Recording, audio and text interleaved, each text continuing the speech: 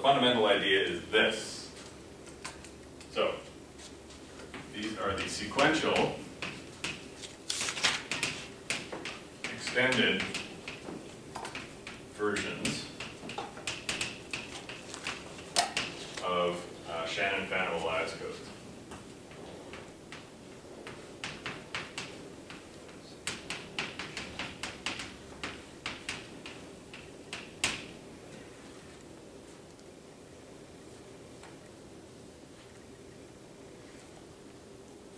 So let's say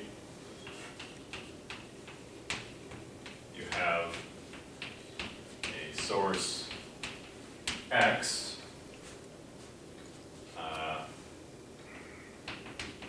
with probability P of X, and we'll have a sequence of X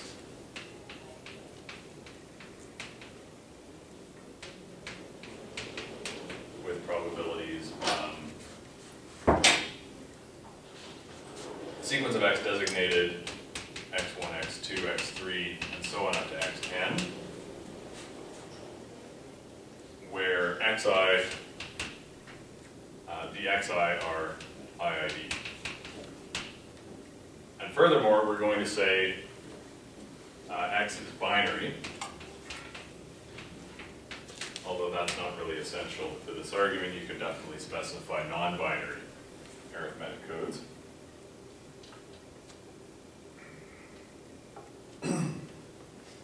So the fundamental idea here is this.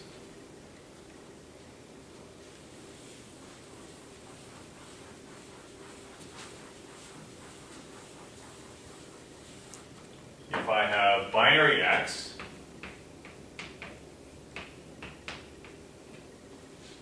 like so, and I get the PDF of X. So for instance, in particular, let's suppose probability of X, probability of 0 is 0.3, and the probability of 1 is 0.7. So f of x, which is the probability that the random variable is less than or equal to x, I can plot like so. Anything less than 0 is obviously 0. At 0, I go up to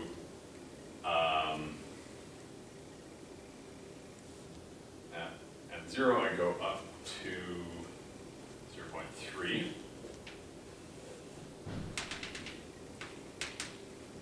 and at 1 I go up to 1. So the length of this interval is 0.7, and the length of this interval is 0.3.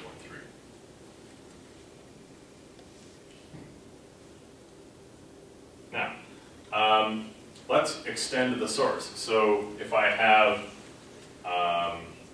if I go from 0, 1 to 0, 0, 0, 1, 1, 0, 1, 1,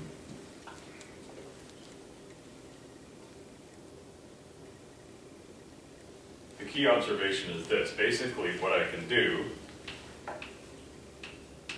is I can take each of these intervals. Well, assuming that the first digit is 0, the next digit, I can divide this up into two subintervals, one of length 0.3 times 0.3, and one of length 0.3 times 0.7, corresponding to the second digit. So this 0.3 corresponds to the first digit, this 0.3 corresponds to the second digit. So I have this sort of recursive split like this. Similarly, 1, 0 and 1, 1 can be split up as follows. From 1, 0, if I'm just examining the second digit, then I can take this interval and split it into 0.7 times 0.3 and 0.7 times 0.7, like so. So 1, 0, I split it here, and 1, 1, I split it here. So basically what I've done is I've taken this fundamental structure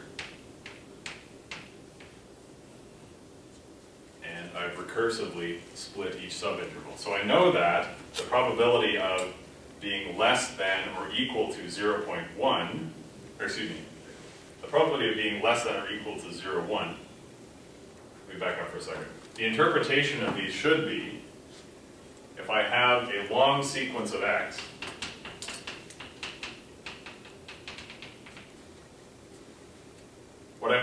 how I'm going to interpret this is I'm going to interpret this by putting a 0 in front and a decimal place. So that'll relieve me of the problem of leading zeros. So in any fractional representation, the leading zeros are valid. So in other words, 0.00, that's fine, I can represent that. 0.01, I understand what that means, and so on. So in order to be less than 0.00, obviously that's 0. Being less than 0.01, it's worth pointing out, is equivalent to being less than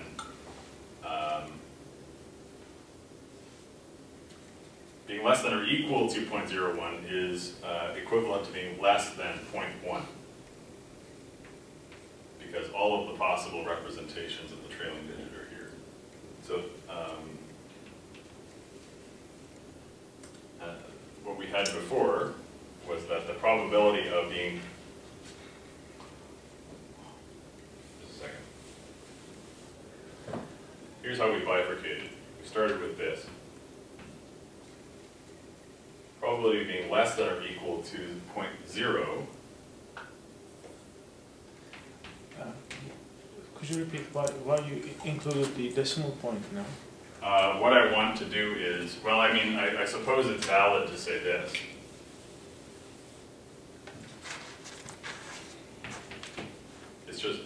It's valid to say that, to just organize them as integers. So I could have this.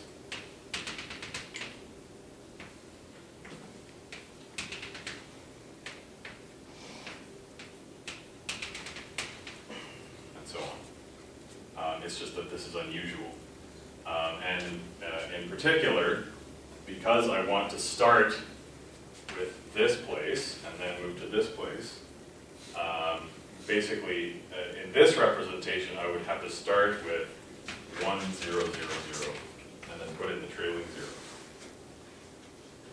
But if I start by pretending that these are decimals, then I can first look at the first digit after the decimal and eliminate the trailing zeros. I can then look at the second digit after the decimal and eliminate the trailing zeros, and so on. So basically, it's refinement. So in other words, I didn't understand your example that you need to put a 1 at the beginning. What's the necessity of the decimal point? Could you repeat, please? So it's basically what I'm talking about is refinement. So what I have on the vertical axis is a number line. Or excuse me. On the horizontal axis, I have a number line. So at this point, half of the numbers are over here, and half of the numbers are over here. Then I can divide it up further. Now, a quarter of the numbers are here, a quarter are here, a quarter are here, and so on. So basically what I want is, that's perfectly represented by fractions. So in other words, half the numbers start with 0.0, and half start with 0.1. Furthermore, a quarter start with 0.00, a quarter start with 0.01, 0.10, 0.11, and so on. And how do you map this to the axis? Or what's the, how do you relate this idea to the? So these decimals go down here. What I'm looking at here, this function, is the probability that the random variable x in its extended form is less than or equal to the particular value I take along the axis right here. So if I just take a single digit, backing up for a second,